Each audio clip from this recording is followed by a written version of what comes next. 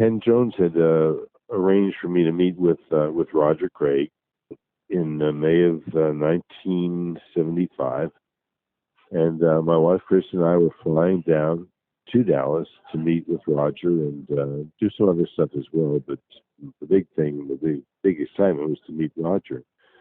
And when the plane landed, we got the news that Roger had deceased.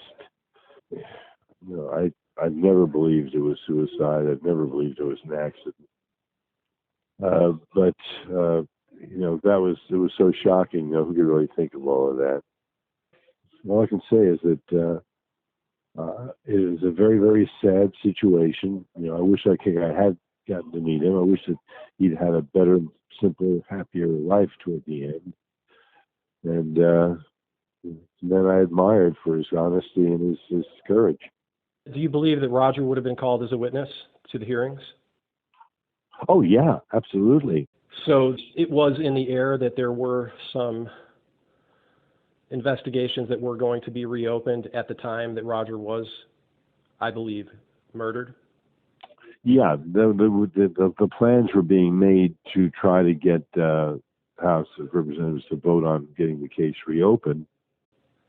And a lot of people also died mysteriously leading up to that as well. Oh, yeah, quite a few. Quite a few.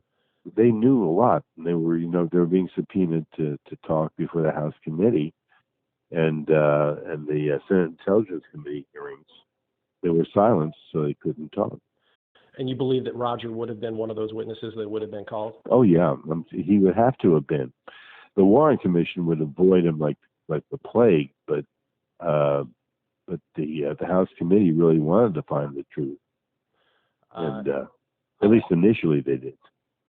Do you believe that Roger Craig was killed because of what he knew?